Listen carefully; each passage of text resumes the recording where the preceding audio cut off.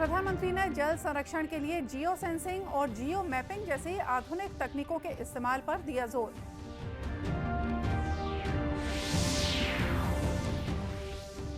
मुख्यमंत्री से मुलाकात के दौरान प्रधानमंत्री ने छत्तीसगढ़ के मिलेट्स मिशन की प्रशंसा की। राज्य में खोले जा रहे हैं मिलेट्स कैफे।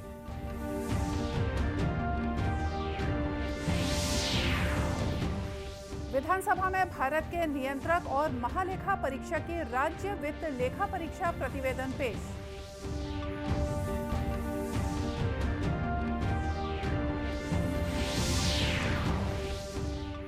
और राज्यपाल ने विधानसभा के उत्कृष्टता अलंकरण समारोह में उत्कृष्ट विधायकों और संसदीय पत्रकारों को प्रशस्ति पत्र देकर किया सम्मानित।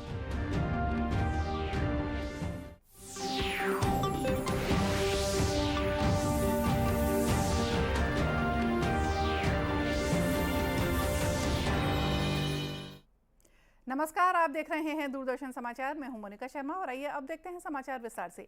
प्रधानमंत्री नरेंद्र मोदी ने भोपाल में पहले अखिल भारतीय वार्षिक राज्य मंत्री स्तरीय जल सम्मेलन को वर्चुअल माध्यम से संबोधित किया। श्री मोदी ने कहा कि 2047 के लिए देश का जल दृष्टिकोण अमृत काल के दौरान एक बड़ा योगदान होगा। उन्होंने कहा कि प्रत्येक जिले में 75 अमृत सरोवर बनाए जा रहे हैं। श्री मोदी ने कहा कि अब तक 25,000 अमृत सरोवरों का निर्माण कराया जा चुका है। प्रधानमंत्री ने कहा कि संवैधानिक व्यवस्था में जल राज्यों का विषय है और जल संरक्षण के लिए सभी राज्यों के प्रयासों से देश के सामूहिक लक्ष्यों को प्राप्त किया जा सकेगा। संवैधानिक व्यवस्था में पानी का विषय राज्यों के नियंत्रण में आता है। जल संरक्षण के लिए राज्यों के प्रयास देश के सामूहिक लक्ष्यों को प्राप्त करने में बहुत सहायक होंगे। ऐसे में वाटर विजन एट 2047 अगले 25 वर्षों की अमृत यात्रा का एक महत्वपूर्ण आयाम है। साथियों, इस सम्मेलन में होल ऑफ द गवर्नमेंट और होल ऑफ द कंट्री इसके विजन को सामने रखकर चर्चाएं होना बहुत स्वाभाविक और आवश्यक भी है। होल ऑफ गवर्नमेंट का एक पहलू ये भी है कि सभी सरकारें एक सिस्टम की तरह, एक ऑर्गेनिक एंटिटी की तरह काम करें। श्री मोदी ने जल संरक्षण के लिए जियो सेंसिंग और जियो मैपिंग जैसे आधुनिक तकनीकों के इस्तेमाल पर जोर दिया। अखिल भारतीय राज्य मंत्री सम्मेलन का आयोजन जल शक्ति मंत्रालय ने किया है। इस सम्मेलन का विषय है वर्ष 2047 के लिए जल दृष्टिकोण। मुख्यमंत्री भूपेश बघेल ने राज्य के विधायकों के लिए मिलेट्स लंच का आयोजन किया। इस दौरान मुख्यमंत्री सहित विधायकों ने कोदो, कुटकी और रागी जैसे मिलेट से तैयार व्यंजनों का स्वाद लिया। इस दौरान मुख्यमंत्री ने कहा कि साल 2023 मिलेट वर्ष के रूप में घोषित हुआ है। पिछले वर्ष हमने 52,000 क्विंटल कोदो, कुटकी और रागी की खरीदी की है। छत्तीसगढ़ एकमात्र राज्य है जो समर्थन मूल्य पर कोदो, कुटकी सभी की खरीदी कर रहा है। इससे किसानों को लाभ हुआ है और साथ ही उत्पादन भी बढ़ा है। श्री बघेल ने बताया कि हाल ही में प्रधानमंत्री ने छत्तीसगढ़ के मिलेट्स मिशन की प्रशंसा की है और उन्होंने रायपुर में मिलेट्स कैफे खोलने की सलाह भी दी थी। इसके बाद नया रायपुर स्थित मंत्रालय में मिलेट्स कैफे शुरू किया जा रहा है। उन्होंने कहा कि संभागीय सीमार्ट केंद्रों में भी मिलेट्स कैफे खोले जाएंगे। कुटकी रागी का उत्पादन कर रहे हैं और मैंने उनको बताया कि छत्तीसगढ़ में अभी सबसे बड़ा मिलेट्स प्लांट लगा है, जिसकी शुरुआत पिछले 3 महीने पहले ही हम लोगों ने किया है। उसमें 22 प्रकार की सामग्रियां बन रही है जो देश और विदेश में भी इसकी डिमांड है। तो उन्होंने मुझे कहा कि मिलेट्स कैफ़े शुरू करना चाहिए। तो उनके आग्रह को ध्यान में रखते हुए हम लोगों ने मंत्रालय में अब मिलेट्स कैफ़े की शुरुआत की जाएगी और हम लोग इस मामले में भी विचार कर रहे हैं कि हमारी जितने भी संभागीय स्तर की सीमार्ट है वहाँ भी एक काउंटर खोलेंगे ताकि हमारे बहुत सारे उत्पादन हैं, जैसे तिखुर है, तिखुर का सेक, उसके कुल्फ़ी और बहुत सारी चीज़ें हैं जो तत्काल उपयोग में लाया जा सकता है। उन सब चीज़ों के भी मिलेट्स कैफ़े में उसको रखेंगे। आपको बता दें कि राज्य शासन द्वारा 1 दिसंबर 2021 से मिलेट मिशन प्रारंभ किया गया है, जिसका प्रमुख उद्देश्य प्रदेश में मिलेट्स यानी कोदो, कुटकी, रागी और ज्वार आदि की खेती, प्रसंस्करण और उपयोग को बढ़ावा देना शामिल है। इसका उपयोग कुपोषण को दूर करने में भी किया जा रहा है। इसके तहत मिड डे मील्स में भी मिलेट्स को शामिल किया गया है। विधानसभा में भारत के नियंत्रक और महालेखा परीक्षक की राज्य वित्त लेखा परीक्षा प्रतिवेदन पेश किया गया। गौरतलब है कि भारत के नियंत्रक एवं महालेखा परीक्षक का राज्य वित्त पर लेखा परीक्षा प्रतिवेदन जारी किया गया। इस प्रतिवेदन को राज्यपाल को सौंपा गया है। साथ ही ये रिपोर्ट लोक लेखा समिति और सार्वजनिक उपक्रमों की समिति को भी दी गई है, जो इसकी जांच कर सुधार के लिए राज्य शासन को अनुशंसा करेंगी। प्रस्तुत प्रतिवेदन में 5 अध्याय हैं। इस प्रतिवेदन का उद्देश्य वर्ष 2020-21 के दौरान राज्य के वित्तीय प्रदर्शन का आकलन करना है।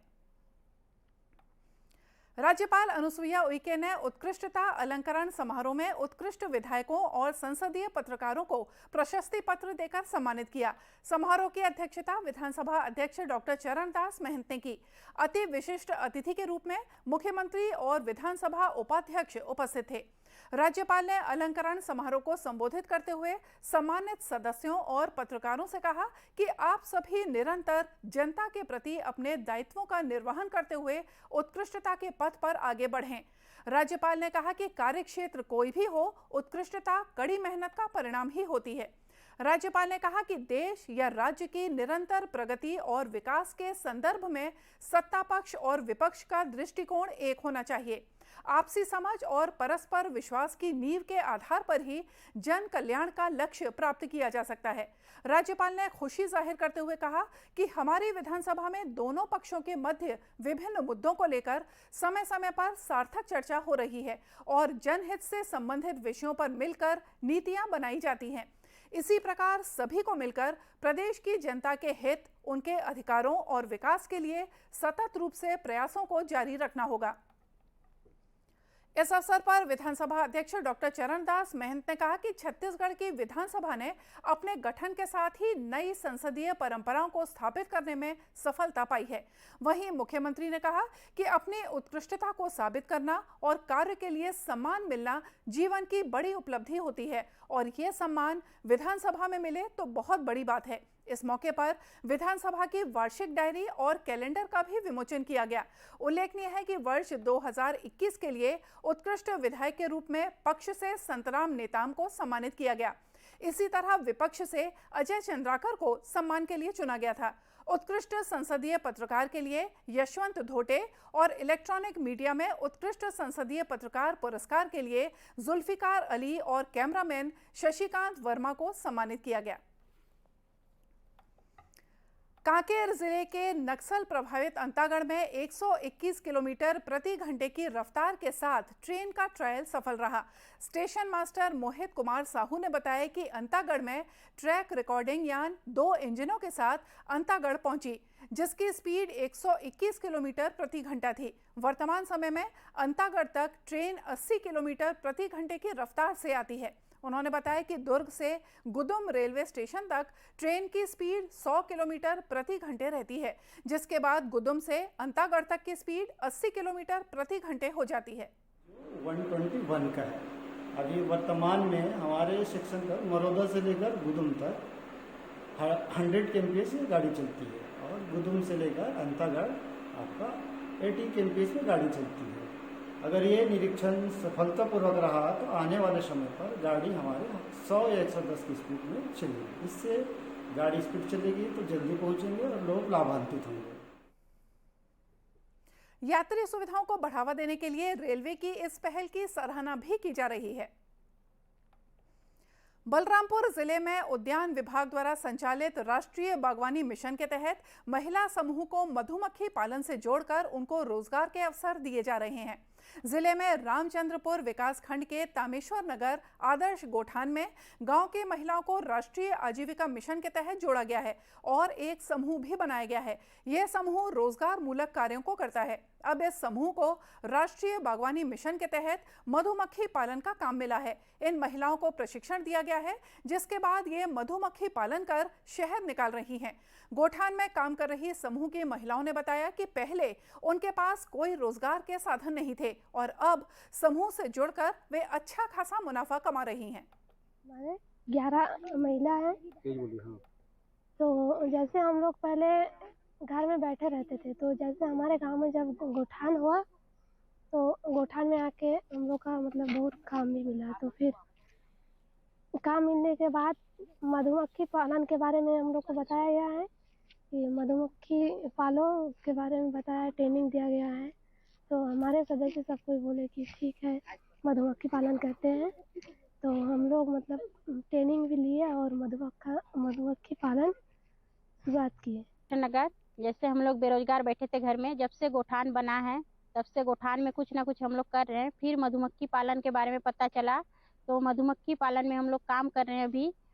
फिर उसमें शहद निकाल रहे हैं, शहद निकल के जैसे बाजार में बेचना है, बेच के जो मतलब पैसा इनकम होगा वैसे घर में भी काम चल जाएगा, बच्चे लोग को पढ़ाना है। मैं हूँ रामेश्वर नगर गोठान में हम लोग को मधुमक्खी दिया गया है। उद्यान विभाग से हम लोग को ट्रेनिंग भी दिया गया है।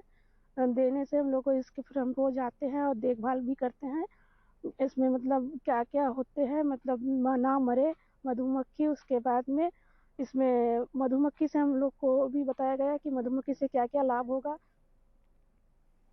ग्रामीण उद्यान विस्तार अधिकारी श्रेया श्रीवास्तव ने बताया कि समूह की महिलाओं को मधुमक्खी पालन के लिए अनुदान दिया गया है और साथ ही जरूरी उपकरण भी दिए गए हैं। अनुदान में महिलाओं को मधु निष्कासन यंत्र, मधुमक्खी पेटी, कैप, ग्लव्स प्रदान किए गए हैं। यहाँ महिलाएं प्रत्येक दिन आती हैं और पेटी के साथ अपना कार्य करती हैं और जब छत्ते में मधु शहद जमा हो जाते हैं तो इन्हें ये निष्कासित करके लोकल मार्केट में विक्रय करती हैं और अच्छा मुनाफा प्राप्त करती हैं। इस तरह सरकारी योजनाओं के जरिए ग्रामीण महिलाओं को आजीविका के बेहतर अवसर मुहैया कराए जा रहे हैं।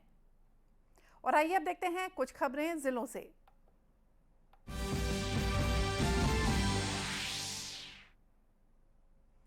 जांजगीर के ग्रामीण रोजगार प्रशिक्षण संस्थान में 10 दिवसीय मुर्गी पालन का प्रशिक्षण दिया गया। प्रशिक्षण में मुर्गी पालन के सभी तरीकों की जानकारी दी गई और साथ ही मुर्गी पालन के दौरान सावधानी से भी अवगत कराया गया। प्रशिक्षण के बाद महिलाओं और ग्रामीणों का कहना है कि मुर्गी पालन के प्रशिक्षण के बाद गांव में ही वे रोजगार पा सकेंगे। रायपुर में जनता कांग्रेस छत्तीसगढ़ जोगी ने बढ़े हुए बिजली बिल के विरोध में एक रैली निकाली।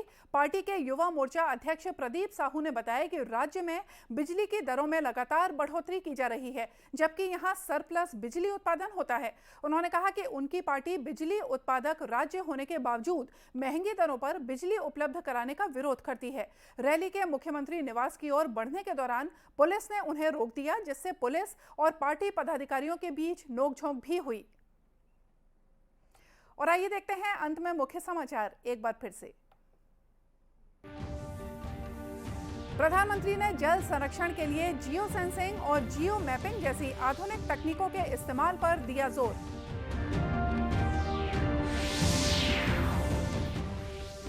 मुख्यमंत्री से मुलाकात के दौरान प्रधानमंत्री ने छत्तीसगढ़ के मिलेट्स मिशन की प्रशंसा की। राज्य में खोले जा रहे हैं मिलेट्स कैफे।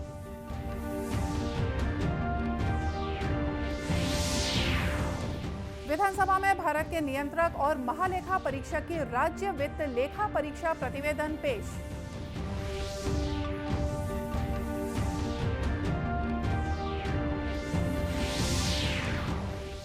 और राज्यपाल ने विधानसभा के उत्कृष्टता अलंकरण समारोह में उत्कृष्ट विधायकों और संसदीय पत्रकारों को प्रशस्ति पत्र देकर किया सम्मानित। और इसी के साथ ये समाचार बुलेटिन यहीं समाप्त हुआ। नमस्कार।